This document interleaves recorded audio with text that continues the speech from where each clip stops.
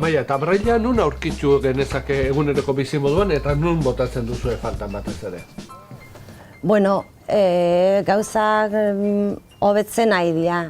Ja adibidez botiketan agertzen dira ia beti ja izenak, baina falta dira gauzak baita egiteko. Adibidez, botiketan ez dira agertzen epeak noiz arte har dezakegun botika horiek. Janaien marka batzutan baita agertzen da, adibidez Carrefouren, Alcampon, Kaiku ere hasi da braille jartzen bere produktuetan, eta bueno, gu braille irabiltzen dugun artean oso militanteak gea eta saiatzen gea produktu horiek konsumitzeko, behintzat laguntzeko.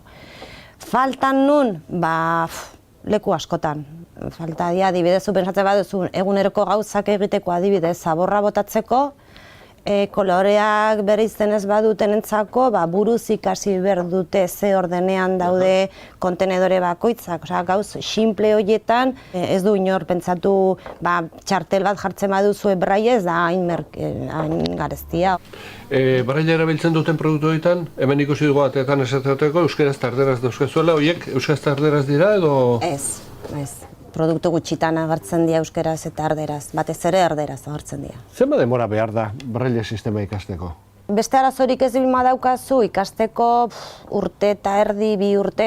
Ikasteko, nik esaten du beti ikasteko, errestasunakin irakurtzeko adibidez liburu bat. Beste gauza da, letrak bereiztea edo ohar txiki bat irakurtzeko, baina libur bat errestasunakin irakurtzeko bai 2 urte, zeren ikuste dut praktika asko egin behar dugula. Zu Begoña, zenbat denbora da ematzazu? Nik demakizik hemen 5 urte, baina ikasten pasan dituen 3 bate hola.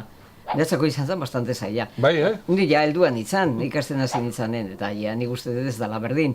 Gazteak eskuak eta oso ondo dauzke, eta nik uste dut erresa ikasten dutela beak. Eta nik pasan dituen denba desente. Bueno, presa hundikan ez neukan, eta, pazientzik hartu nun. Eta, gure andereñoa oso ona da, eta pazientzia hundia dauka, eta nire saiatu nintzen, eta ikasi nun. Baina horrez egin bertzaio ikasten, letzen, da bestera oso errez galtzen da. Eta zuri ze gertatu zaizu zailena? Nik uste dana kostatzen dela. Oain lineak estutzen juten dira, eta ere oso txarra da guretzako. Oitzen geha, lineak aparte xamarra dauenen da irakurtzen, eta gero izten dianen zaila gertatzen da. Da gero alde batetik bestea juteko, eta dana bihatzakin ikutxuz nola inberdan, desente kostatzen da, baina bueno. Eta ni zerotik hasi beharko banu, nondik hasiko nitzateke, Amaia? Zein da zuen lehenengo ikasgaia?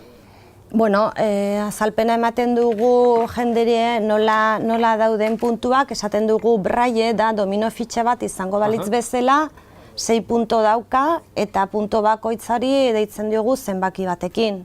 Orduan, biztakin nahiko erresa da, zeren azkenian alfabetuakin konparatzen, ikusten gu adibidez zikeror hartu eta ikusten duzu adibidez A, dauka margotua ezkerreko goiko puntua. Hori da. B adibidez, dauka margotuak eta B. Orduan, biztakin buruz ikasten duzuen nahiko errez, ze forma hartzen duen letra bakoitza eta da buruz hori ikastea. Zer da zara eta zer da iskanbila hau?